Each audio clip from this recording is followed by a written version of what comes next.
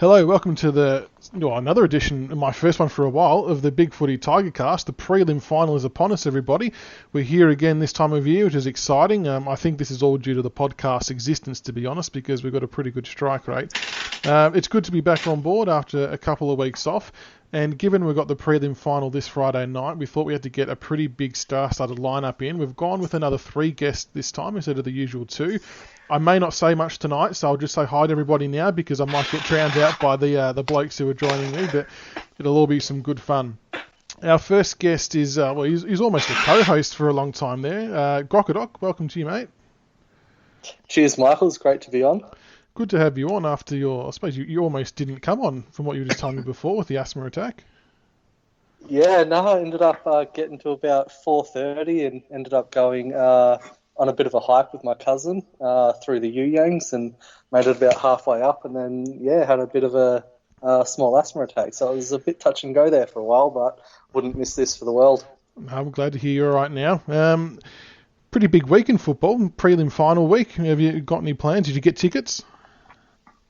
I actually didn't get a ticket, no. I actually had plans for it anyway. It's sort of a friend's 21st and everything, and then obviously the game. So I was a bit pissed off that he had to schedule it on the Friday. Couldn't have done it on Saturday night. But I'll be sitting there on my phone or making sure he's got the game up on the screen wherever he has his party. So just make sure I'll definitely be watching it. Just wear all your Richmond gear there. Don't worry about if it's formal attire or anything like that. Just wear whatever you want. Yeah, no, definitely going in the jersey.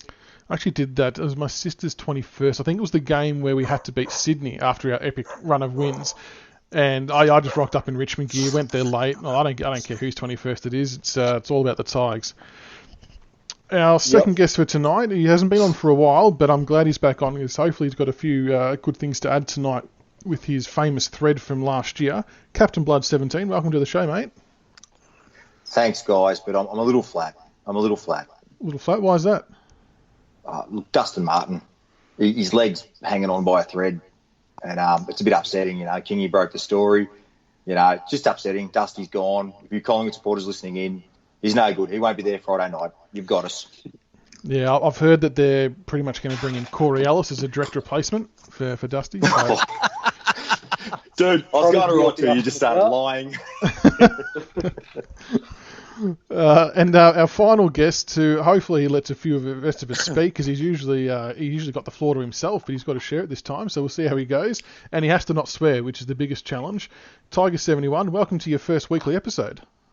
Hey, g'day guys. Thanks for having me. And the news about Dusty, mate, it's shocking. He's got meningococcal and a side case of herpes. So yeah, he'd be out, I would think. I thought you said meningococcal then. I thought he's taken after you. Yeah, meningococcal. I swear, if you don't want me to stop swearing, we'll keep the micro jokes to a minimum. So I better not bait you into doing that. That'd be awfully. Hey, Tig71. I heard he had a case of carbuncles as well. Yes. No, that's true. Mate. Yeah, but no, thanks for having me. And thanks for introducing me to the world of Twitter. I tell you, sorry, Mick, there are some fucking idiots on Twitter, I tell you. We've gone 3 minutes 40 before the first F-bomb was dropped. I apologise. That was we should have taken a poll to see how long it would take for the first one to drop. I reckon people would have gone earlier than that. I'll be clean now. No, you're doing well. We should have maybe given him a quota. Yeah, we should have. Yeah. The Twitter world's interesting. I was a little bit jealous watching your Twitter, if I'm being honest, Tiger71, because it's taken me almost 2 years to get up to 700 followers, just like pumping the account out massively. It took you no more than 2 days to get to 400. Yeah, well, look, it surprised me too. Like, I really sort of don't. Now that you put it in that context, it's look, I'm rad. Like, I'm going to start using it more, but my loyalty is to the podcast and to the boards first and foremost. All the guys on the Twitter, I haven't really. I think I've said that. Yeah. So, but in a way, I'm sort of tossed up. Do I release? I might do 50-50. I might release. I'll let the podcast know before anyone else, but I'll do 50-50. Let something on the Twitter first out and some on the boards first up. But I like it. Very good. All right, well, we'll get stuck into it. We'll firstly talk about the qualifying final against the Hawks. I know it seems like a long time ago now, but Richmond 13-17-95 defeated Hawthorn 9-10-64 by 31 points. I mean, it felt like we were in control for pretty much most of the game, I thought. I'll start with you, Grock. What did you think of that game? To be honest, I actually missed the first half of the game. I ended up getting a little bit busy and got distracted.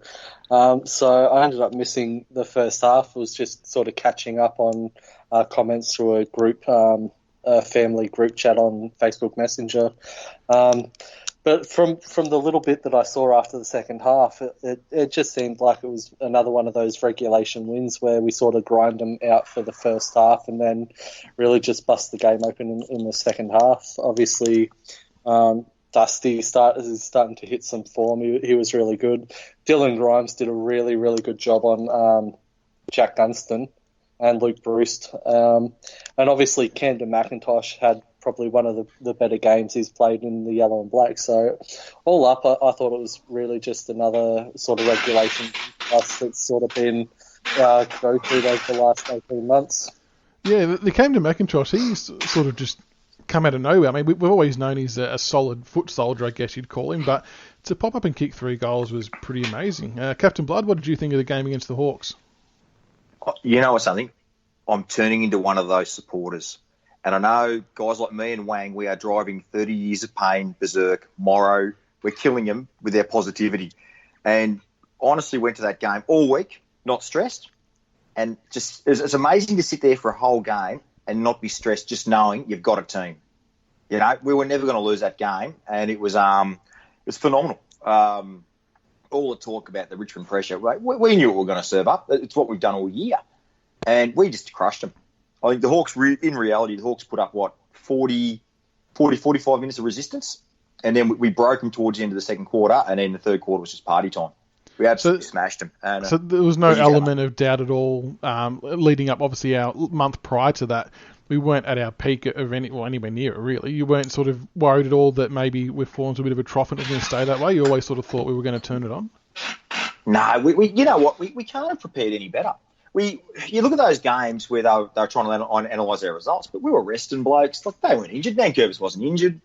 We rested as many blokes as we could, and we hit that first final all guns blazing. And that passage of play in was it in the second quarter when the ball didn't move off our half forward line for about 5 minutes, and it was just bodies cannoning in.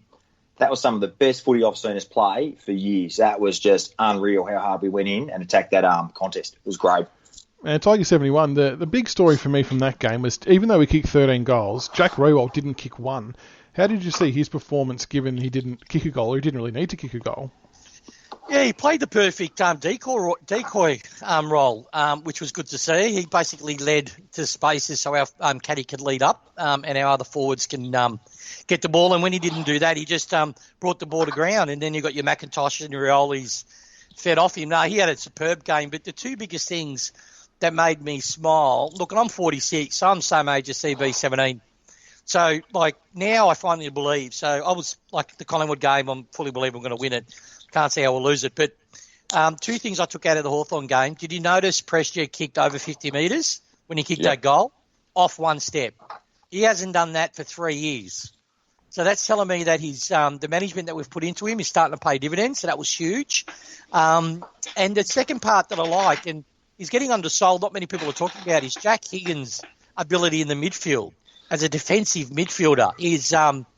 He's fantastic. He creates a little bit of chaos every time he goes near a contest, and his ability to, and it was highlighted when Jack did a leap, when I did a hanger over his back. When Jack hit the ground, Higgins already, his eyes were set on where the spilled ball was, and he took off.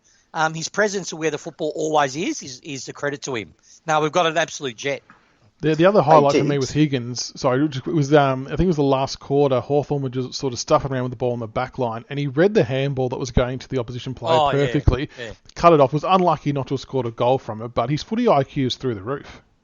It's great. He's like a mini Jack Rewalt, really. You can tell the players that are footy smart, they just jump You just can see them, and he's one of them. He just knows how to read the play. He knows where the ball's going to go. No, he's brilliant. I was going to say, in traffic, his maturity already in traffic is unreal, isn't it? Like Great. He knows where to go and he knows where to put the ball. It's incredible. No, he's good. He's going to tidy up. He'll get, as his body gets bigger, he'll get more space and he'll be stronger in how he places the ball when he's getting pressured himself. At the moment, he sprays it a bit and he kicks it too high. But young kids do that. Baker did it. But, yeah, he's an elite talent. Absolutely. And he's got an engine on him. He can run as much as pressure you can, apparently. So, no, he's a good kid. I was going to name drop. You can see his confidence just getting better and better. You know, he's getting a lot more confident each and every game he plays. He's starting to back himself a lot more too, which is going to really help us in the next sort of 3 or 4 years. He's going to be an absolute jet. Yep, I agree. I was going to name drop. I was talking to Burton about Higgins about 6-8 weeks ago. And it was funny. The one conversation we had about him was it's a question of his ceiling. Like, because he's a fairly mature body and all that type of thing. We just don't know. The debate, the only thing I've got on him is what's his ceiling? Is he a man-child or where's he? That's the only knock we've got. Yeah, Burton's fixated on that.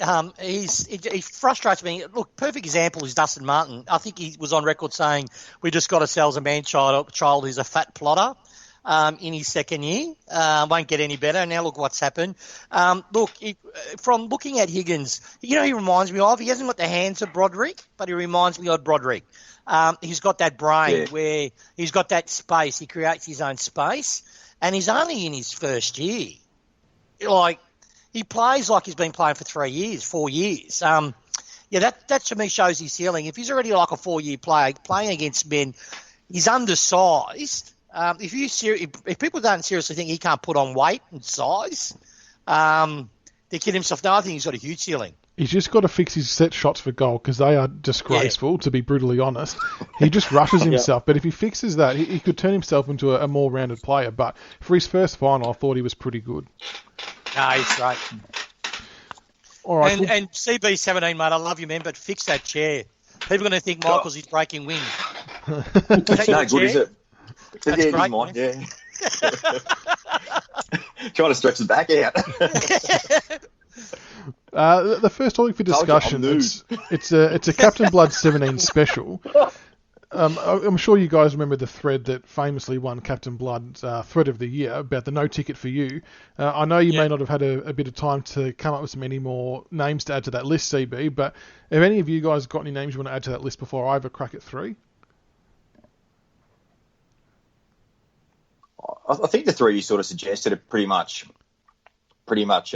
where it's at, isn't it? I mean, Brownie's tried to get on board recently, bagging out the pies, but we've made that very clear. The carriage is shut for him. He's on the outside. He's never going to be on the inside. But you go, big fella. The 3 I've got. Actually, I've got one before you do, because they're not your 3 names. Yeah. Adam Treloar, no ticket for you, son. No ticket for you. Oh, God, I was going to swear, then I won't. He's come out again, right? The double hamstring freaking meatheads come out again and basically said he would still choose the Pies over the Tigers. Now, Treloar. Now, I know you grew up in a challenging upbringing. You were sleeping in the hallways. I get it, right? I get your 7, 8 brothers and sisters, all with different fathers, might have hit you across the head many times. Oh, the frogs are coming. So, you're a little bit dazed and you're not the brightest frog on the planet. But let me get you straight. If you knew Richmond was going to win the flag, you're a mercenary and you're a flipper, mate. You flipped. You flipped when you told the club and you sent texts to the players that you're coming to the club. And then you backdoored that. Why? Because you were deceptive. And I know for a fact you would have loved being a premiership player, mate, because you ain't going to be a premiership player this year. And you've got the hamstrings now of an 80-year-old frog. So I hope you enjoy tomorrow night, mate, or Friday night. I hope you enjoy it, mate. That's all I want to say. I could go on for 15 minutes, but I won't. No, that guy, no ticket for you, Treloar. No ticket. Just to add to the Treloar thing, we'll probably talk about this when we talk about the preliminary final game, but I've got no doubt that Trent Cotchin is going to bury Treloar within 30 seconds of the first bounce and will probably carry on for 4 quarters. Anyway, he won't need to. Treloar can't run. did you see his last quarter? Like watching people go, "Oh, his last quarter was so great."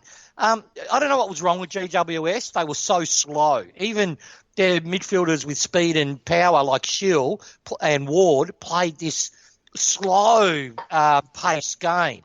So Treloar's now going to have to compete against midfielders that can run all day at top velocity. Mate, I just can't wait to hear the twang because that's what's going to happen. So it's going to be a good game. All right, so the three people I want to add to your no ticket for you version 2.0, Dennis Pagan, for his comments that it would have been better for Richmond to lose the qualifying final than to keep the winning streak going. What a ridiculous comment. Even if you don't want to try and get a ticket onto the Tiger train, just heads up in advance, no ticket for you. You can't pull that bullshit and tell us we're better off losing a qualifying final. That's just ridiculous. He's got Alzheimer's. Yeah, crazy. The second one is Grockadoc's mate, Chris Scott, just for being Chris Scott. There's not much more that needs to be said about that. Just his arrogance about the luck we needed to go all the way and this, that and the other. Yeah, we might not go all the way, but at least we're into the prelim finals and Geelong are on Wacky Wednesday, whatever the hell they do now. I mean, you know what, obviously Geelong needed a lot to go. Obviously, Geelong needed a lot to go right for them to win a final. Yes, they've won 4 since 2011. Their 2011 flag. 4 out of 13 or something. It's ridiculous. Chris Scott is medical proof that men can have a vagina. Now, that's no disrespect to any females that are listening. No, it's true. CB17, let me finish. People jump off too early. Let me finish. Brother, let me finish. I love women. Now, females are smart, intelligent, and as men, so let me get out there. So, just before you go on, I hope everyone's enjoying the last version of the Tigercast. Carry on. Yeah, but ladies even will agree with me, right? You know the 1942-year-old grandmother called Narelle living in Frankston? Her vagina. He has that vagina, right? He's a bloke that can never admit he's wrong. He's a bloke that can never say you beat us when you were a better side. He cannot admit it. I just can't stand the bloke. Him or his brother, really. His brother's another flip of a coin, but yeah, Chris Scott, you know. Yep, no ticket for him. Next time you play, he needs a tampon. That's what he needs. They call it a man pond, mate. A man pond, that's right. That's like Chris Scott's just the perfect embodiment of the Geelong Football Club and its supporters. So, I mean, they couldn't have gotten a more perfect fit as a head coach than Chris Scott. Yeah. Seriously, who looks at the Geelong list and says it needs more Dialhouse and Gary Rowan? Like, Christ, I know they've got a meth problem in Geelong, but that confirms it. And you know what it is? It all comes down to the shanty town complex, right? They're shanty town, right? Let's be honest. Like, who goes to Geelong? I wouldn't go to Geelong to have a shit, right, to be honest. But really, look, Geelong is Richmond in the early 80s, right? And we're going, what the fuck's going on with our club? We used to be, beat everyone, and it was, we're Richmond, fuck the rest, and Richardson was our president before he went insane. We couldn't adjust. For that 5-6 year period, we couldn't adjust. Geelong, though, has been in that period for 25 years, right? They think they're good, and they're not that good. That's why I want us to go back to back this year, because if we do, that's something Geelong's super team could never do. And I'm going to get banned from the board. You wait. The second we get that win, I'm on their board, shoving that down their throats. You just remember too, when I was watching the Geelong elimination final, I was watching that with a group of Geelong supporting relatives, and I ended up laughing at the end of it. And I was saying, I just can't wait for us to go back to back, because that will just cement us as a better team than Geelong from 07 to 11, because we would have done something that you guys couldn't do. And they got so salty. Like, one of them started throwing cans around the living room. It was just like...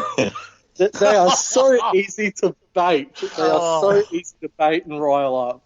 So and just remember, guys, if there's anybody out there in tourism, I've got a slogan for you about Geelong. Geelong, it's Maui by the sea. Oh, shit. Yeah. All right, getting back onto... I'm the only good thing that's come out of Geelong, let's be honest. Debatable. But you're from the Toorak part of Geelong.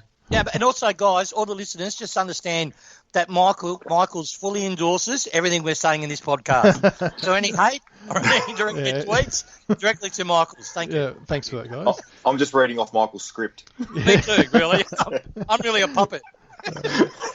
All right, before I get really thrown under the bus even more, the last one for the no ticket for you is our old mate David King, who for pretty much the entirety of 2018 has gone to his little Fox Footy war room and talked about how he's got the key to break down Richmond and disclosing all these secrets, and it hasn't worked once. So he keeps gloating he's going to find the secret, which hasn't worked. So if he does want to try and jump back on board, David King, no ticket for you. David King. If you were such a shit-hot footy analyst, how come we were so shit, epically shit, while you were an assistant coach at Richmond? What has changed? Seriously. Exactly. No, exactly. I don't mind, David. Like, you know, you always got to give the, you know, the short, fat dudes, you know, a chance in life. And, you know, I've given him a bit of rope. Oh, my God, he's hanging himself every game. Has there been a team? Can you guys recall a side like the Tigers and spoken about how they can be beaten and then proceed to win every game that we're supposed to be losing? It boggles the mind. He's an interesting character. And someone actually sent through, one of our BigFooty posters sent through a story that they saw David King down at a local coffee shop in Sydney. And David King ordered half a dozen coffees on the company credit card, and it bounced. And instead of paying personally, he walked out with the coffees, and the staff were pissed off. So he's a shit bloke to go with it. Yeah, we call it the Boomer Harvey factor. Harvey factor. I mean, the biggest thing with David King is 17 other clubs know what they have to do to beat us. It's not hard. You either need to retain possession or you need quick ball movement through the middle of the ground. But the thing is, clubs know what they have to do. They just cannot do it. So it's all well and good having the keys to beating Richmond. Every club knows what they have to do. It's just we don't let them do it. All right, we'll push on to the next topic. This one's we can have a discussion if we want, but I just want to give a shout out to the club for returning the Fable Singers version of our theme song as of the qualifying final with the correct words dubbed over it. I know for a long time there's a lot of supporters up in arms about the new version. I didn't like it. A lot of people didn't like it. So for the club to revert back to it, it sounded fantastic, and it was great to hear the original song back. Yeah, I agree. No, it was smart. They should have done it at the start. I don't know why. You know, I get they wanted to get Richo and KB involved, but, you know, winning flags gets them involved. You know, keep the song as it is, dub it over, perfect decision. Yeah, great result all round. Next time, we've got the Brownlow medal coming up very shortly. Obviously, Dusty won it last year. Had, to his standards, a slowish start to the year, but he's really come home strong. Tom Mitchell's the obvious favourite, much to my disgust, because I don't think he's a damaging footballer at all, but that's a whole different segment. He's a crab. Is Dusty any kind of chance? Look, I know we're probably all going to have that element of bias about it, but could he snag it right at the end? Nah. I'm on all aboard the Gorn train. I want the People's Beard to win it because I think he'll do a pisser of a speech, and I could actually live with Max Gawn taking it to Brownlow. If it's not going to be one of our blokes, give it to Gorny. See, I'm the counter view to that, buddy.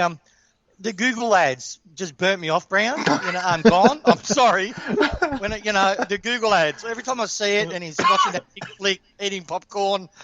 No, it's not for me. But look at Dusty. He's one.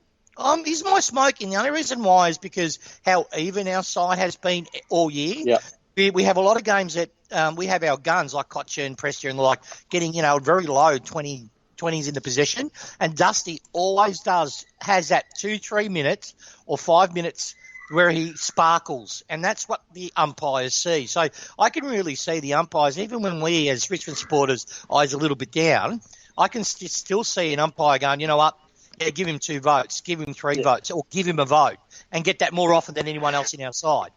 Yeah, that's the biggest thing for me. I reckon he probably can win it. As you said, we don't really have many players capable of taking votes off him, and we won 18 games in the home and away seasons. So it's like, when you think about it, even if Dusty has a down game, he's still likely to get 1 or 2 votes in those games anyway. So I think he probably is really a chance to win it. And I'm probably a little bit biased because I did end up chucking $50 on Dusty the day after the last year's Brownlow at $7.50. So not bad. I thought that was decent odds. So I've sort of got that going for me as well. The other smoky I reckon could be, and it pains me to say it, but there's just no one to take votes off this guy, and he's had a cracking year, is Patrick Cripps. Well, I thought you were going to say Sidebottom. Oh, I don't think Carlton won enough games for him to win the Brownlow. I mean, they only won the 2 games. Exactly. He had some big numbers in a real shit team. He was their only shining light. My smoky is Sean Higgins. I reckon Higgins doesn't have many, and they won a decent amount of games. So Higgins, for me, to probably place either top 3, and that's probably a real shot at happening. Well, Snake Baker, if you're listening, block your ears. All right, Snake, calm down. But let's face it, Cunnington's a B grade footballer. I think you're being too kind on B grade. Jesus. And Zeeble was so shithouse they had to put him into the forward line, right? Oh, Ben Brown's no good. Yeah. Listen, Cunnington, mate, he's a Miles. Let's be honest. Their club's just too stupid to not realise it. They've got problems with North Melbourne, and that's for you, Snake Baker, mate. That's for you, matey. What a flog that poster is.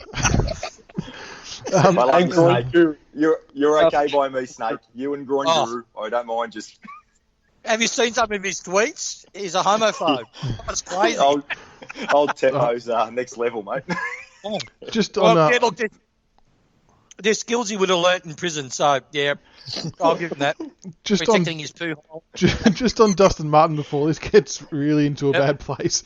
Obviously, the news come out with his injury, and our mate King, who's not getting a ticket, reported that he reckons it's a knee injury, according to his insider. That's a bit worse than the club's leading on. But Neil Barnes come out and said he's completing all the required training. He's definitely going to play. But we all know that Neil Barnes is the king of spinning bullshit. Now, Tiger71, you've been the man who's probably had the best contacts that sort of, I know of anyway, with the Dusty stuff. Yep. What do you have a latest update? Is he going to play? Is it really bad? What's the go? Yeah, 100%. This is coming from, and I'm happy to say it on the podcast. This is from an ex-player, not at the club, but obviously friends, who told me categorically about 3 hours ago or 4 hours ago. It's just above the knee. He's got a cork. He's been playing with it. It's like how can I say this the right way? People are going to. It is a sore knee, but it's got nothing really to do with the knee. It's above the knee. So it's not structurally the knee. No. Structurally and all that, he's fine. It's not a meniscus. It's not, freaking everything else that's been banded about. It's a cork, slight cork. He's played with it. He's played with it for about 3 weeks now, and it has been dry. It hasn't been like a Howe cork.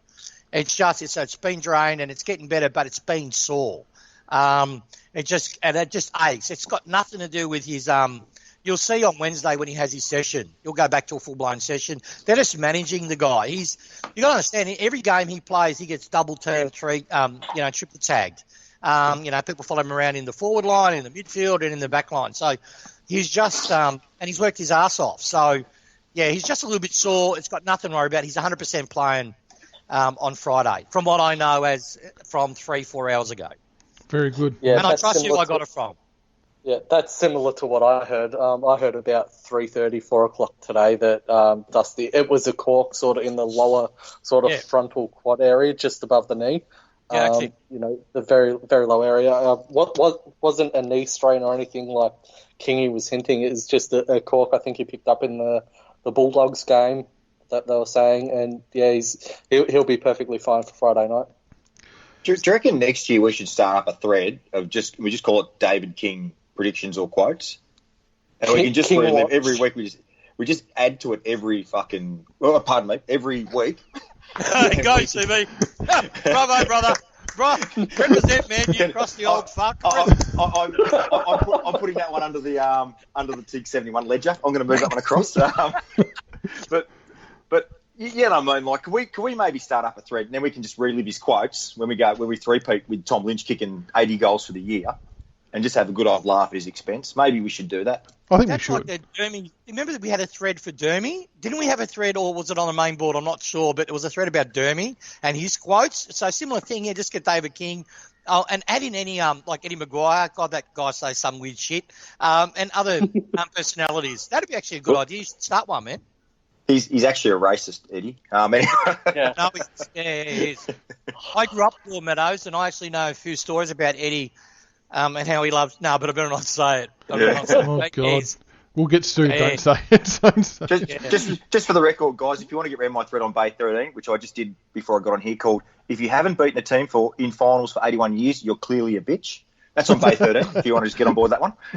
Oh, I got to post on that now. And Morgan Ashley's already on it. Oh, very good. No, Morg, she's good value, Morgs. She's great. Okay, we'll move on to the next topic, which is pretty much what 99% of the listeners are wanting to hear, because that's pretty much most of the questions I was getting. Tiger71 was a little brief segment on trade talk updates. Obviously, you brought us the news about Tom Lynch August last year, and you've maintained it all the way through, and here we are today with he's all but signed. Is that still the case? I mean, there's been a few whispers around that Hawthorn is still having a crack, this, that, and the other, but is it still done in your mind? No, it's all done. It's all done. He's ours. Unless the AFL somehow gets involved, which won't happen, he's ours. 100% ours. I mentioned, just to backtrack, I've gone through my notes before getting on. Remember, I think it was about 6 months ago, I mentioned about we needing a big body mid and a ruck. Yep. And then I mentioned that we are looking at Bruce. At that stage, there was no mention of he was going to be traded or anything. Well, obviously now people are saying he's nominated Melbourne and he needs to get out. Where I've seen from that, we've called on Bruce. We still have identified we need ruck support.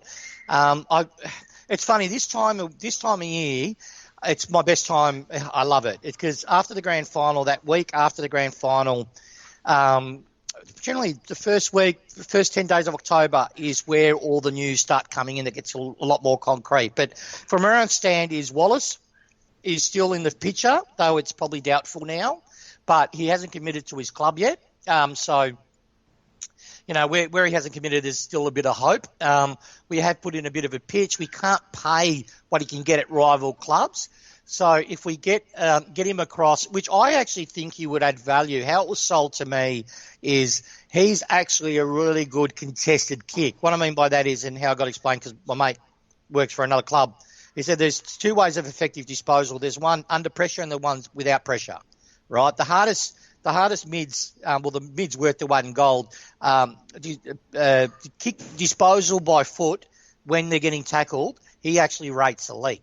And I didn't realise that. But he's very good when he's under extreme pressure, getting the ball either by hand or by foot to a target or into space. And that just fits our game plan because we just want meterage, and that's all we want. So, and he's a big boy. He can get your football. He's got more pace than Miles. And it'll protect Higgins. The thing is, with this big model mid, if we don't get Wallace or that type, there's a few other names, and swear to God, I'd love to come out with them now, but I can't because I have one, like I've always told you, Michaels, and CB17 knows too. If I come out too early with something that I know no one else has got, and I think it might harm the club, I won't say it, right? Until I get the okay. So there's one other target. It's not a big name, but it's a good get if we can get it across the line, which, look, let's be honest, our salary cap is tight now. We've got Fremantle, the noise about Fremantle and Conker, which is always there. From what I got told today before this podcast, Conker will re-sign with the club. Okay. That will happen. From all impressions we've got, he wants to stay with the club. What the problem why we haven't done the deal is because of how tight we are, waiting for another player coming to the club. We're sort of pressuring, we need an answer, yes or no, and that will probably happen the first week, end of this, probably next week sometime. Like I knew about Short, so probably similar timeline to Short, about 2 weeks. So I'd say probably this time next week, Thursday next week, we'll know if Conker hasn't re-signed by then I'll start to worry. If he has signed by then we know exactly what's happening with this mid that I'm referring to, and then I'll go public with it and see what happens. But I'm just waiting for the Conker domino to fall. But from our impression is that he wants to sign, but he doesn't want biscuits. From what I heard, very similar to what he's on at the moment, so he's happy to get a slight increase, but not. he wants multiple years, which is 3. With his injuries, we want 2. But yeah, Conker, we might be able to get Conker over the line, but we'll see what happens there. If not, we've got another bow to play by trading him out. Oh well, he's a free agent, but we can, and we'll get nothing for him. But I'm sure we can do something, maybe. But yeah, Corey Ellis, I thought it was Essendon bound. I mentioned a couple of months ago to a few people on here what happened to Corey, that he was going. He's now definitely going. But yeah, the Suns. If you remember a while back that I mentioned that with Lynch trade, we'll see if we can do a secondary trade with a few of our bit players. Do you remember that? Yeah, it's like a token trade to help them out. Yeah. I'm starting to hear a bit more news. And Corey Ellis, I wouldn't be surprised if he gets mixed up in it. He'll get proven game time. He has a bit more currency than Miles and Lloyd. Miles is definitely will go on Gold Coast. They're keen, but they're not keen. They know what he can do for them, but they're not convinced he can do it related to the AFL. They are super keen on Lloyd. I know Geelong are super keen on Lloyd as well, like heavily keen on him.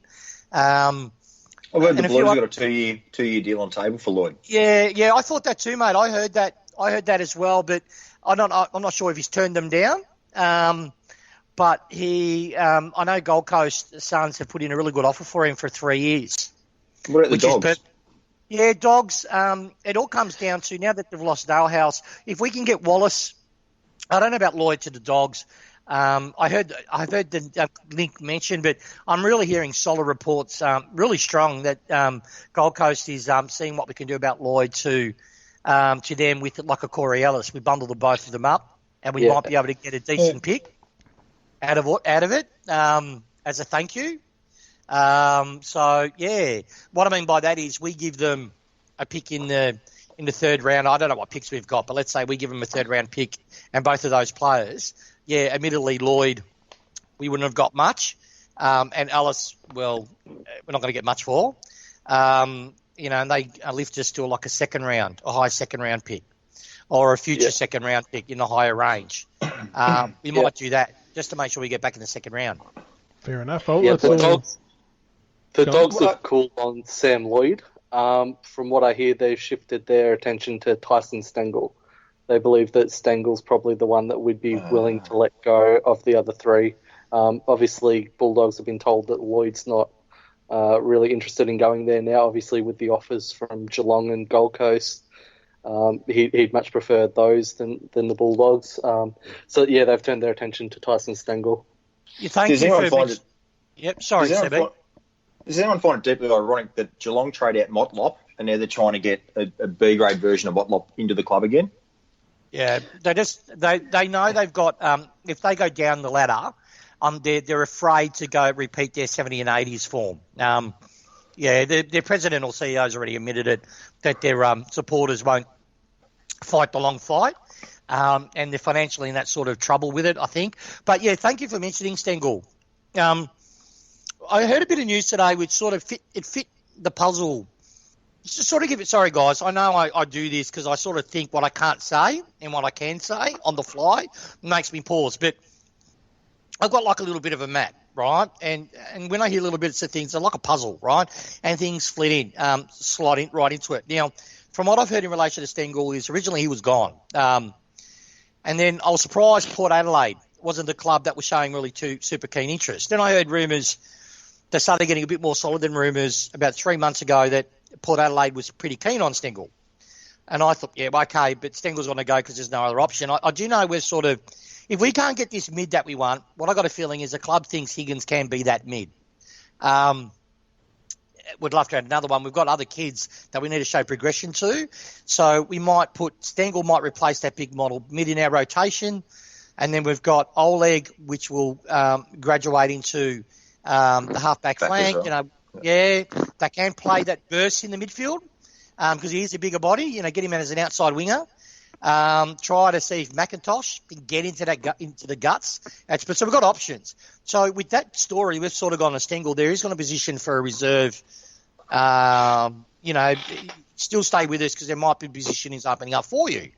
But with what's happening with Wingard, which from what I'm hearing, Bulldogs might be insane enough to throw the kitchen sink at him to get him. Yeah, the offer that I've seen for Wingard from the Dogs is massive, 850,000 over 6 years. That's what I was afraid of. That's what I was afraid of, yeah. It's like it's nearly as bad as North for Polek at 750. Let's get that in comparison. Right? Nothing is as bad as that. Not even Vickers with 500 grand is as bad as that. I choose you. I'll make it sound worse, right? Now, I was the first one that said we're not going to be paying $1 million a year for Tom. Everyone called me a bloody dickhead, right? The Frogs were out in force, no way, 1.2, da-da-da. I can tell you categorically, I staked my massive penis on it, right, to prove all the lies that a micro penis is all bullshit. I staked my word on this. Dusty is not on 1.2, right? No. Thank God for Puma, but Dusty's not on 1.2, right? From what I've been told, which I'll happily divulge here, and I'm really, really confident on it, it's around about 900K-ish if you add some of his clauses. That's what he'll get. It averages out to around about 900K a year, right, for the length of his contract. Yes, he's got some additional income coming via the Puma, which has been signed off by the AFL. So thank God, Puma. That's why I wear Puma boxer shorts. They're good for the big guy. Just put the advertising free there. But let's put this in context, right? Lynch, I said 750, 800K. That's what I was hearing very early on. He can earn as high as 850. The reality is, he'll be budget. I reckon he's going to be on about 750, 800. Now, people are telling me, it's getting 1.2. It's not happening. People go, no, well, they can't believe 1.2. They've been proven now he's not going to get 1.2. Well, it must be close to $1 million. No, sorry, it's not. It's south of $1 million. It's around about that 800K if we have a really good year. Yes, but this is the beauty of it, what people don't seem to get. He's going to be the face of Puma, him and Dusty. That's what I sort of got told about 4 months ago. That's our angle, and we've sold him the concept that him and Puma, he's going to make a shitload of money. Let's not confuse ourselves. But because he's on that, Polek, he's got to earn more than him. Reality, it's 50K. Jared Polek, the guy that was so homesick, he had to leave Brisbane to go to Port Adelaide because that was his home, and he would never leave there. He'll be a one-club player. He's now gone to North Melbourne because they've got guns in their side, like Fat Man Cunnington, and I can't kick the ball Zeeble. It is just amazing. It amazes me. That's how bad their trading is. And it just beggars belief. And then they're getting, what's that other jet that they're getting in that they're wrapped about? North? They reckon they've got, now, with Gaff, I've got told, again, before the podcast, I asked it to be confirmed and he came through. I reckon he's 70% to stay at the Eagles. The noise from Tim Gossage, those guys all over from Perth, they're all saying he's looking to stay. Yeah, it's if they can fit him in. Now, there's an option here. If they can't fit him in, they might have to let someone go to fit him in. He's not asking for the world, but he's asking for more than what he's on because he's on his prime. But he's not asking for the world. But they're because they've got two Lynches in their side, in Kennedy and Darling, both on mega dollars. That flies under the radar, but they're on mega dollars, right? Yeah, and you've also got to look. Lycett will be on the way out, so that frees up about 400K for him anyway. Yeah, but they've also got that natural progression of all their list that that step up that they've got to accommodate for. Yeah, so there's a position there. They might lose someone, my gut feel, but I've got a feeling they're going to go to. He might stay. I've got a 70-30 split. The money from North is ridiculously high. Like we're talking 1.8. No, sorry, 1.2, 1.25. That's what he's looking at. I wager you this, Tiggs. If West Coast make the grand final, I reckon that'll incline him more to stay. If they roll Melbourne and get in the granny, I reckon he'll stick with the Eagles. He'll take less and he'll stay. Yeah, I agree with you. With Lyket, the last thing, a bit of nugget of gold. I would not be surprised we have a crack, right? I just would not be surprised we'll have a crack. We had a crack on Lyket. I think it was a few years ago. A couple of years ago. Yeah, we had when a he crack was linked with St Kilda. Yeah, we did. I just don't think it's a lock that he's going to Freo, or whatever other club that he was. I don't think it's a lock. And we do need one thing. We do desperately need is support for Nankervis. We've been getting away with Greg, but we need that support for Nankervis, and we've got Chol won't be it. He's going to be a mobile third tall. He's hopefully he feels out. He might be a ruck, but he reminds me so much of Magic Door, not just because of his colour, not because He ain't going to make it. No, he ain't going to make it, brother. Yeah, that's what I think. That's why, like, he might. Well, I say Magic. He's not going to make it. The guy looks like Tarzan, but plays like Jane. Oh no, not he had courage, but he plays like a Chinese man playing football for the first time. Like, has no idea where to lead. But then he started backline it's a simple process. And he started to show a bit this year. I like Magic this year. He actually showed a little bit as a defender, a stopping defender. I actually liked him. So I thought maybe Child, but he won't be a ruck because you need a brain to be a ruck. You need to set up plays. He won't be that. I'm sorry to say, I love the Marich's family. I love them. But Soldo won't be our option. I'm sorry. Yeah. So we've really, Moore is being hunted vigorously by Hawthorn. Yeah. I've got this some real solid info. I know people saying North, and I was hearing that too, but I know the Pies and Hawks are really starting to ramp up. But Hawks in particular, it surprised me. I said to the Hawks board, because I like them. I actually like the Hawks. I don't know why, but their board supporters are actually quite decent. I gave them a bit of gold 3 months ago when everyone was saying May is all Collingwood, blah, blah, blah. I said, no. I'm hearing that May's probably going to be choosing the Hawks. Now it's come up that if he can get out, then it's come up now it's between these two sides. I actually got a feeling that Hawks are leading the race over Collingwood. I hope they get him. Yeah. So I can laugh. Yeah, it'd be awesome, wouldn't it? But the Hawks are right into it. I would not be surprised if they can force Shield out too, to go to the Hawks as well. That's the other thing I've heard, if they can force it.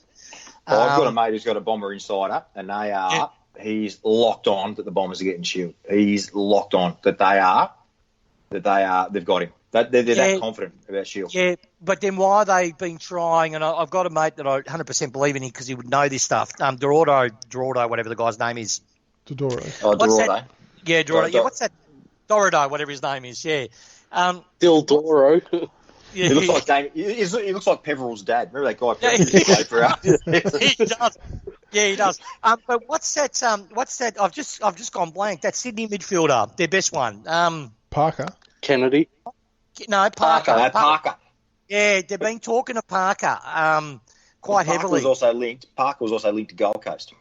Yeah, well, Parker has had meetings just recently with Essendon. I know that as fact.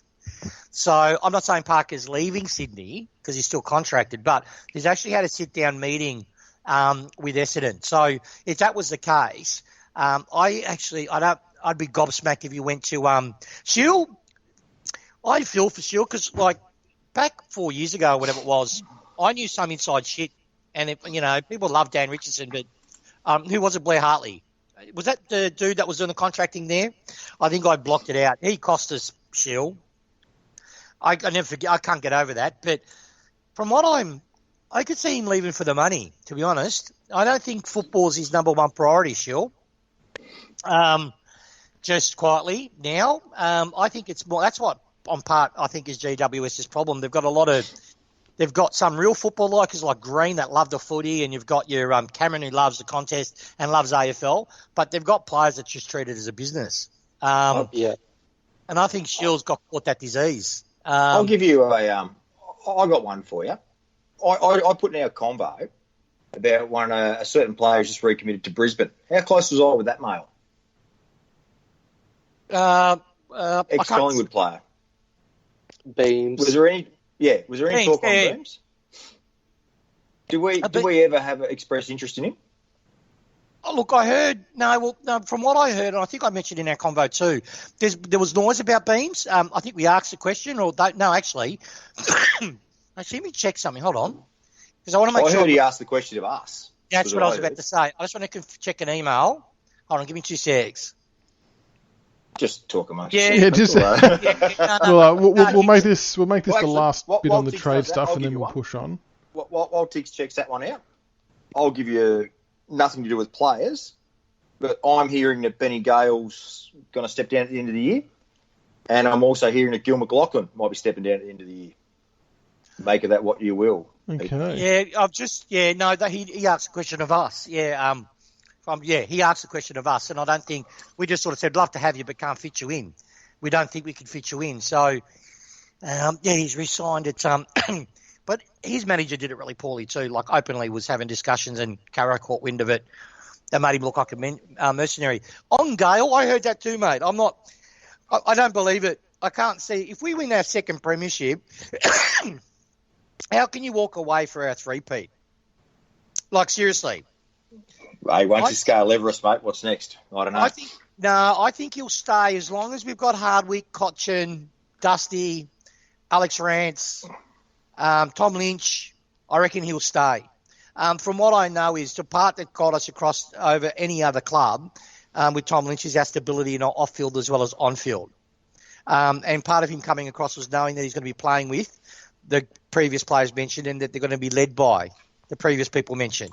So I'd be surprised if that happened. But who knows? You've got good mail, man. And, I'm not really in that space, but I'd be gobsmacked if that happened.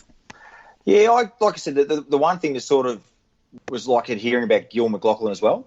That's what sort of thinking, and we've always, most Richmond people have always said, you can see Gale, he's done the AFL Players Association, he's run a club, he's done everything to qualify him to actually do that gig.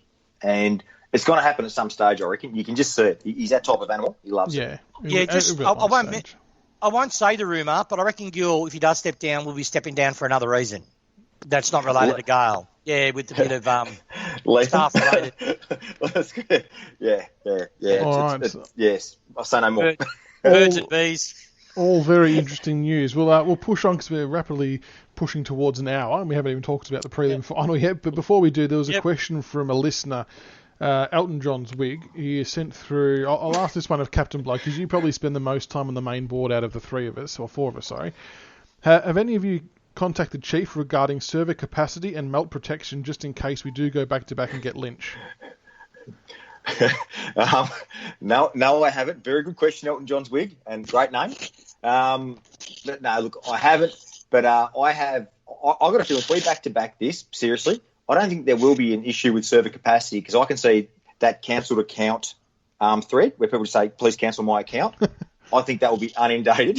there'll be a lot of extra spare space all of a sudden, because people will just like Nakia, Harrow Lad, Snake Baker won't go. There'll be a shitload of people just cancelling accounts because they will not be able to stand the fact that we back to back it. That's all I'm saying. Hopefully Maleficus is one of them. Yeah, God, Maleficus, my God. Is it? Sorry, careful. Shut up, because it will go for 15 minutes and we're running out of time. I get it, but seriously, Maleficus, whatever you call yourself, dude. Stop generalising. We're not all the same, right? So stop moving our threads and then letting another thread. No, that's it. Chief and Maleficus, mate. 2 peas in a pod for me. Oh, okay. Is that like how I put that thread on the board on the main board about Carlton and a priority pick? Got called a trial, blah, blah, blah, blah. 3 months later, bugger me. What are they asking for? Oh, that's right, exactly. A priority pick. It's like, and flogs. They try to copy the Richmond way. Like, that's what I was really proud about Gale. We did not go for handouts. We did not ask for one. We said, we made our bed, we will work our way through it. And Carlton, like Collingwood try to copy us, but Carlton, we'll say the same, and then they backflip because they don't have the spine. All right, we'll push on to the big game this week, or this Friday night, the prelim final versus Collingwood.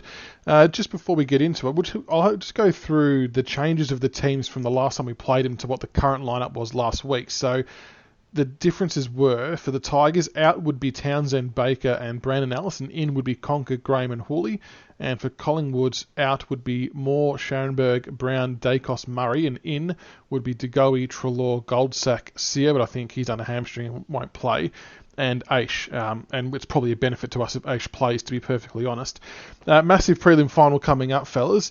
It's going to be an absolute cracker. Probably going to crack 100,000 people there, I'm tipping, based on what we saw today. Grockadoc, what are your thoughts on the game? Yeah, this is one that I'm a little nervous about, to be honest. I mean, I still expect us to win, but the Pies are sort of... They remind me of us from last year. They're playing on, the emotion. They're playing a shock and awe game style where they're just blitzing teams off the park. So it's one of those things. Their forward line for me is their biggest strength, obviously with DeGoey, Hoskin, Elliott. They've got these really, really dangerous forwards. Mason Cox is I think, the third best contested mark in the league. So when the ball's in the air, he's going to compete as long as he doesn't get those stupid free kicks that, Jack Riewoldt doesn't get.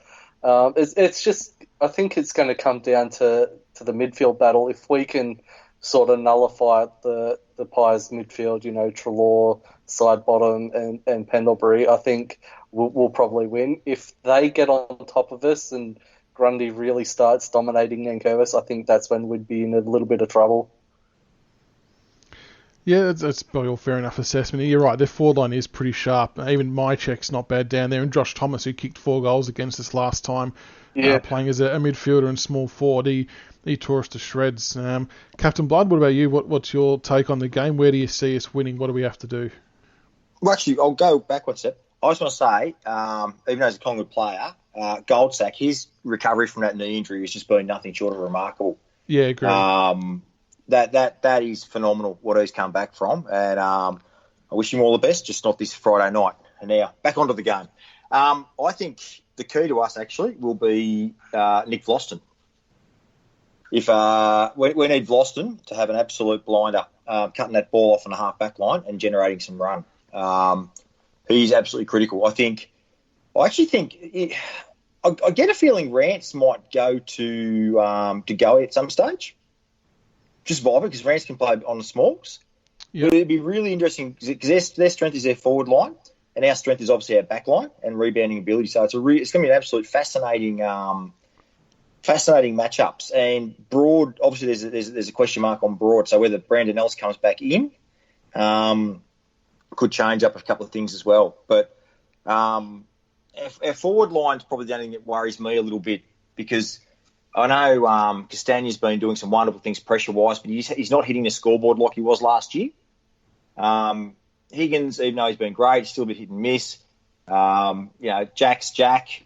Caddy, we're going to need Caddy to kick another 2 or 3 or 4 in there.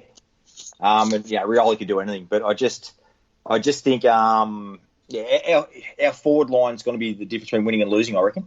That's where I see it. I mean, I suppose typically our forward line's been good and capable of kicking big scores each week, and I don't know if they're going to be able to contain us to a low enough score for them to run away with it, but still to be a close enough game. Tiger71, what about you? What's your take on our forward line? Do you reckon, is Butler a chance to come in? I know he hasn't played for 10 or 12 weeks, but is there an element of get the old band back together with the small forwards to try and create that epic pressure? Yeah, it's funny how perception is. I agree with most of what you said, CB17, but I actually see where you think there's a strength of the Pies. I see their weakness. But just to answer your question just then, I don't think Butler will come in, no. I think he's missed too much football. But, yeah, I'll be shocked if he came in, and who does he replace in the forward line? But the way I see the game, the key for Collingwood is still side bottom. He's more important than Pendles. He's more important than Treloar. The ability to create positive contests for the Pies is unrivaled. So what our benefit is in looking at it, around 19, the flogs always talk about, or injuries and you haven't played the same, players. And I think this is our 5th game in 6 years. We've won 5 out of the last 6. So if we win this, it'll be 6 out of the last 7. So, look, what I see is our back line, they can't matches well with their forward line. Their forward line's strong, but it's only strong against traditional backs. We have Rance that'll play deep. So if DeGoey goes deep, Rance will get him. If they switch DeGoey up to centre-half forward to try to draw Rance out, Ashby will just run with him or Grimes will just run with him. That's the beauty of our back line. They don't play on a man. They play on a position. So Stevenson got absolutely destroyed when Vlaston went on him, and then he rotated with Grimes and so on and so forth. I can't see their forward line creating enough opportunities for them to kick a winning score. Keep in mind, the both games we've played have been incredibly accurate, flukelessly so. So they're going to need to have about 65 inside 50s and generate 45 shots on goal. I don't see them doing it. Our midfield is just as strong as them. I reckon we can contain them. But they've got nothing for our forward line. Look at their back line. Let's break it down. Goldsack I love, right? Put him on Jack Riewoldt. That's what I would do if I was Buckley because they're both very smart footballers. But then you go, who are they going to put on Caddy? who they're going to put on George. Now, I get what you said about George, CB, but what George does well, he creates chaos and he creates opportunities for other people to score. People forget we kicked, 17 points against Collingwood? If we had a kick straight, it would have been absolute 10-goal smashing. I like George. He creates that, they've got to know where he is. And what our trick is something that no other side, people were mentioning the uniqueness of Richmond, it's our ball movement, it's this and this and that. It's not. Actually, Jeremy first was the one to pick it out last year when we started doing it from round 8. We've got the only side with a half-forward line that can run all the way to the back line and run back again and do that the whole game. It exhausts their defence, and that's why we split teams open third and fourth quarters. So I don't – look, anything can happen in a game. It's a two-horse race, but we're 95% surety to win. It's the only game now I am – after the Hawthorn game, saying Hawthorn's pressure on us in the first quarter and a half was the most pressure of any side applied in any grand even since the grand final, and we were still in front. So – I trust the boys now. We'll win about 30, 32 points. The other player for the Collingwood backline we have to make sure we curb his influence is Jeremy Howe as the intercept marker. Because I agree that Goldsack will play on Jack and probably do a pretty good job given his form lately. But we have to make sure Howe can't just cut across and chop everything off because that's going to cost us avenues to goal. Do you reckon, ironically, Collingwood showed us the way? So when Collingwood put Mayne on McGovern and tagged him out of the game, do you reckon Collingwood ironically have shown us the way how to beat them by putting an offense, like putting a forward tagger on Howe, taking him out? It's a new idea there because we did that with Townsend last year on Henderson and Jenkins and all those. Well, we did it a few times with Townsend, but maybe they just gave a bit of a refresher to maybe do that. But we're going to have to stop him somehow. Yeah, well, just look at the first quarter of the round 19 game when Howe, before he knocked himself out when he got hit by Moore. We were 5 goals up. They were 2 goals won. And the reason why, if you look at that quarter, Howe went up for about 3 or 4 marks. We're very good in the air. He's perfect because we can cause the ball still to drop. So if he does go for his leaps, you've noticed Asprey was always behind him. Asprey was always, because he's got that big punch and he can jump. So I don't think Howe's, and if Howe does mark the ball, he's a hit and miss disposal. And he's a slow user of the ball. In the sense he gets the ball, he waits, looks for an option, assesses if it's right, then he releases, and that just plays into our hands. My worry in the back line for me is if they bring more in. That actually worried me when we first played them. That extra height with a bit of speed, and all he did was clog up when he had Howe as support, clog up the leading lane to stop us spoiling Howe. And if that's my worry, if they put more in the back line, but I don't think their back line can even come close. They're too weak in there, and that's not a disrespect on Collingwood. They just don't have the talent pool. GWS played an awful game and got within 9 points. And they were playing woefully bad in a heavy, wet game. No, and look at the scoreline. No, sorry, they won't come against us. I reckon they'll roll. Yeah, they were pretty bad. I reckon the Pies will roll the dice on Darcy Moore as well. I reckon they'll throw him in because he can go forward as well and stretch us as well. But he could be fragile and underdone. But the other matchup, Grock, I want to get your thoughts on, which has been a huge matchup for us the last 2 times we've played him, is Nankervis versus Grundy. I mean, Grundy's regarded as one of the best ruckmen in the comp this year, along with Max Gawn. Nankervis has probably conceded the tap rucks to him every time, but has matched him around the ground. How big of a game does Nank have to play for us to be a chance?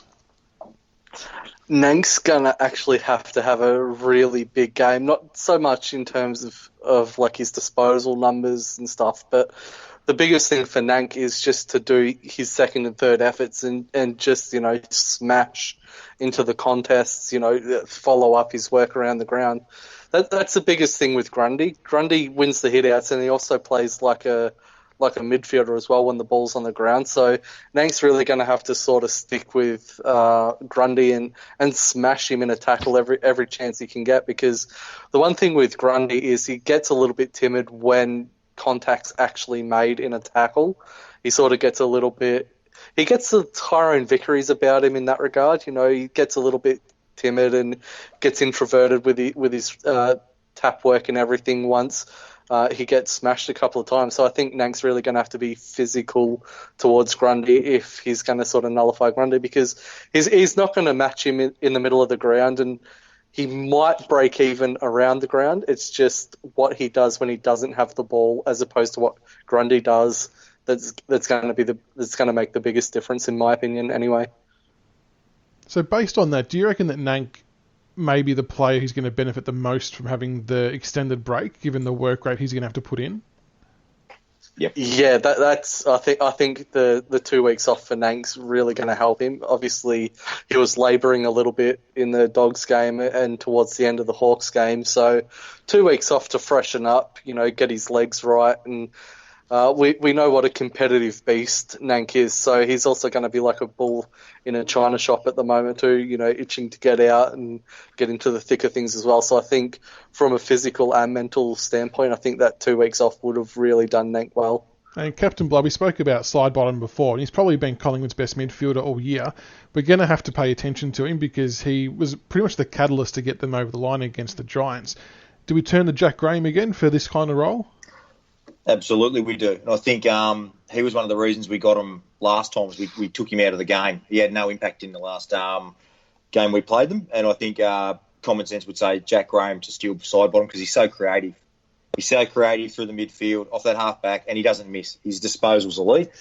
And he's the bloke. I mean, Treloar, bit of a ball butcher, but gut runner. Levi Greenwood, he's worse than Cunnington, whatever. If he can be worse than Cunnington, he's it. But look, I mean, he's the one. He's the one you got to watch. You keep him quiet. You shut down DeGoey. Who we got to shut down to beat him? In reality, you got to shut down DeGoey, shut down Grundy, shut down and Sidebottom. And I think that's the a fair three way to roll on them. Yeah, they're the three. That's their holy trinity.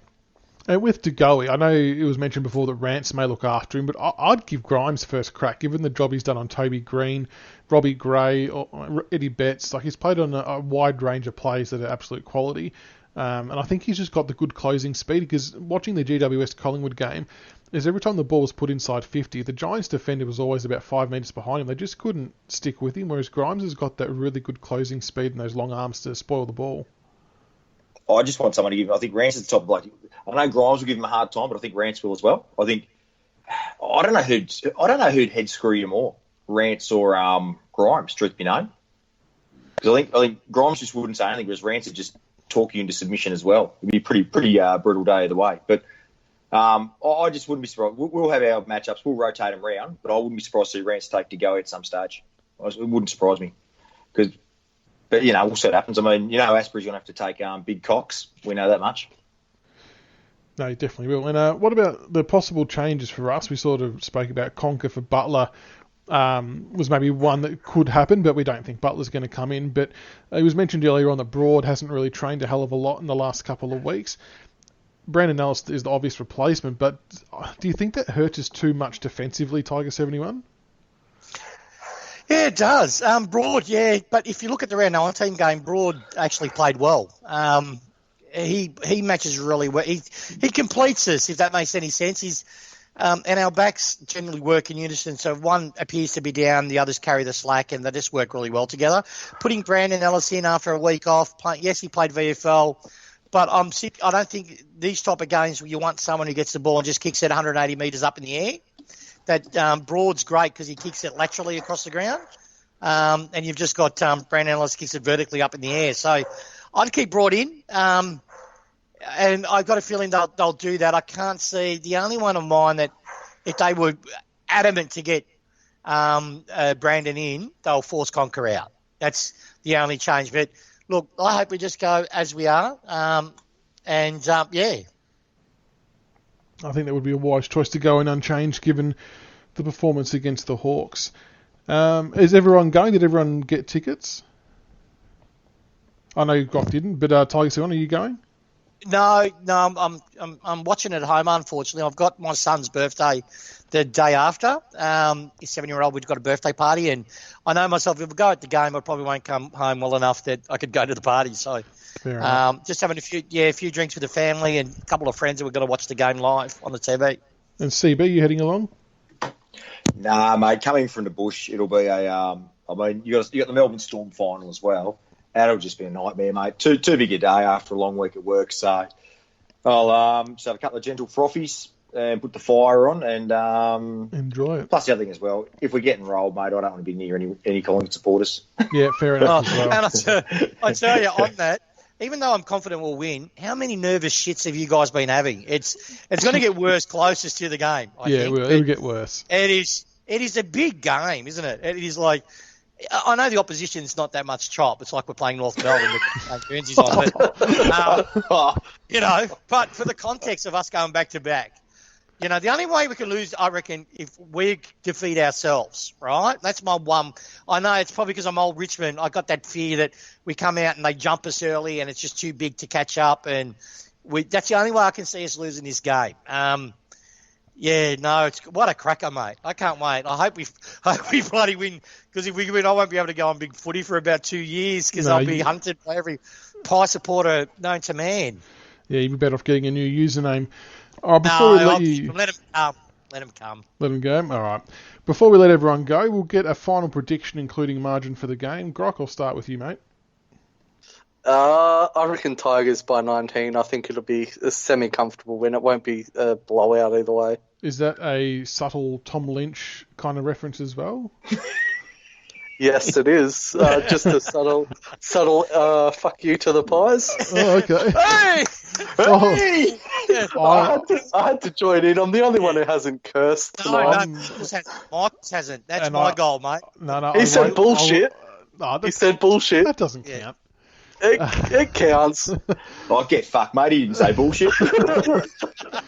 No, Marcus will say fuck when his baby starts growing teeth, and when he's breastfeeding, and when he starts to nibble with the boob, that's when he'll swing. We're just going to get him on a podcast on it. Yeah, we'll get him on.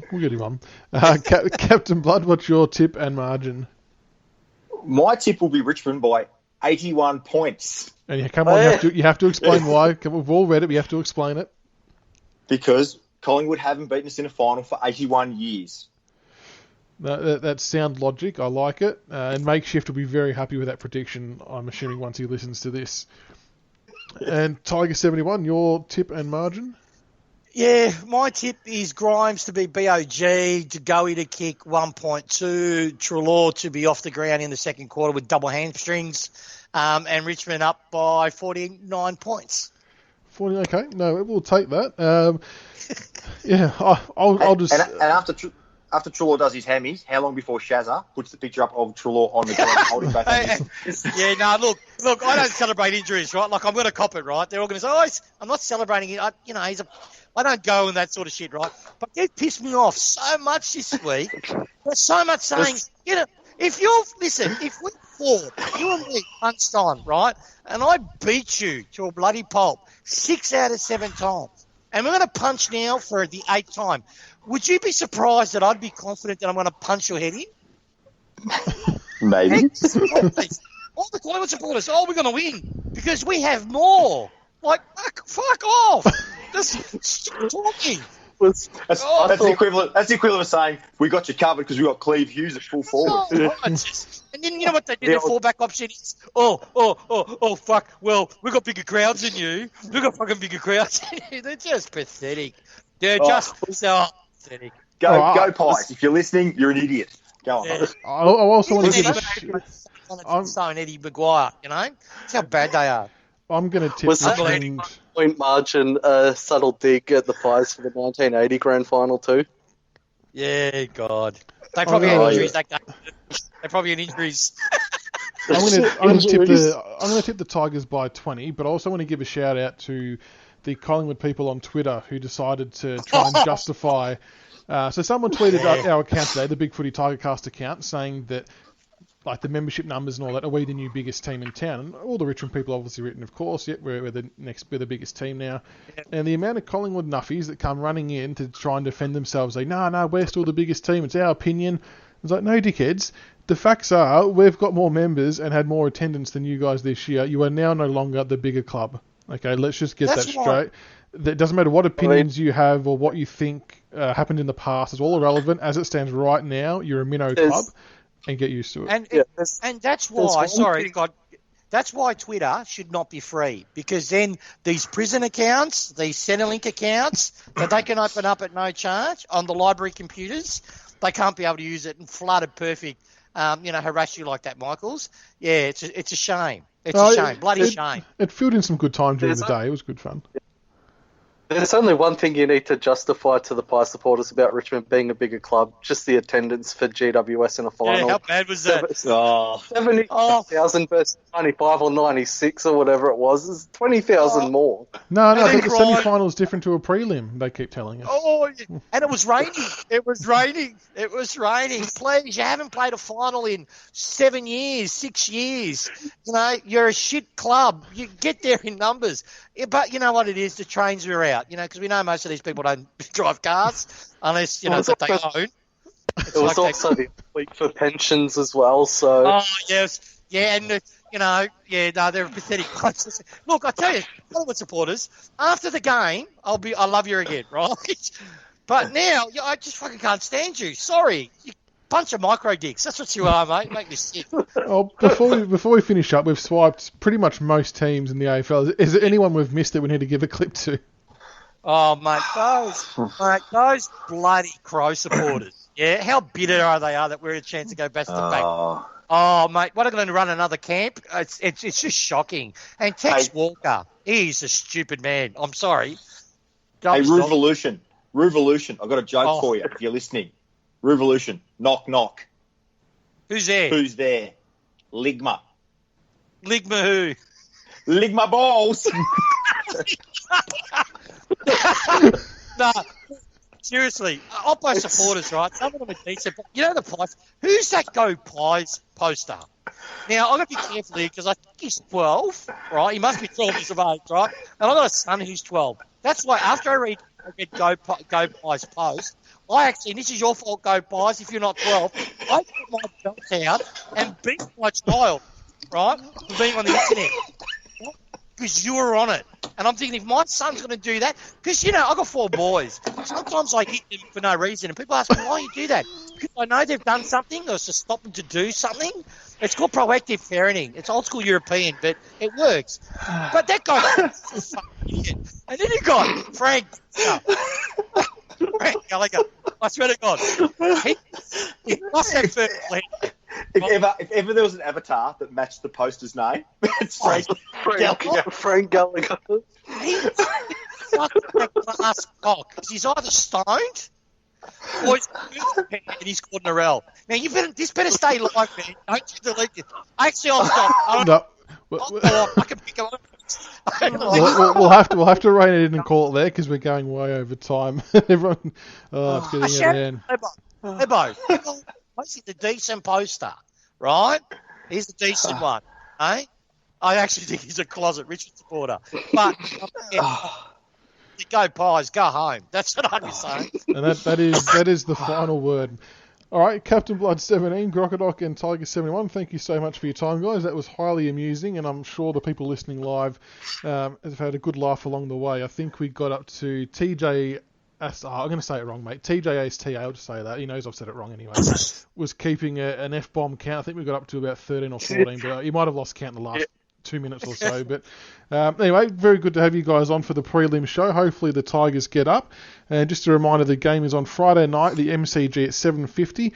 Make sure everyone who's there, please boo the absolute crap out of the Pies when they come onto the ground. Let them know they're at our ground, our territory. Make it as hostile as possible. And just give them hell, fellas. And hopefully we can find our way into another grand final. A pro tip, throwing feces at them is not out of the question too. It's a preliminary final. So, get it on Trelaw's hair. Just, I wish I was there. Mate, 2-hand job. Just Okay. Hey, Collingwood, knock, knock. Who's there? Ligma. All right, we'll leave it there, fellas. Until next time, go Tigers. We may not be back for another episode, so thanks to everyone for being a loyal listener for the last 2 years. This could be the end of us.